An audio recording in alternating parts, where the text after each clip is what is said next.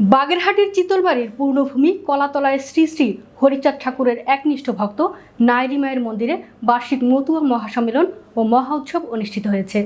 আমাদের চিতলমারি প্রতিনিধি রিপোর্টে দেখুন বিস্তারিত। নায়েরি মাতা মন্দির কমিটির আয়োজনে সোমবার দিনব্যাপী এ মতুয়া মহাসম্মেলন ও মহা উৎসব অনুষ্ঠিত হয়। এর আগে সকাল 10টায় প্রদীপ প্রজ্বলনের মধ্য দিয়ে দিনব্যাপী এ অনুষ্ঠানের উদ্বোধন করেন শ্রীধাম ওরাকান্দির বর্তমান ছোটমা মতুয়া সংঘাধিপতি সীমাদেবী ঠাকুরানী। অনুষ্ঠানে নায়েরি মাতা মন্দিরের সভাপতি বিধান গাইয়েনের সভাপতিত্বে ও সাধারণ সম্পাদক সুরেশ মণ্ডলের সঞ্চালনায় প্রধান অতিথি হিসেবে উপস্থিত ছিলেন বাংলাদেশ মতুয়া মহাসংঘের সভাপতি শ্রী শ্রী দেবব্রত ঠাকুর।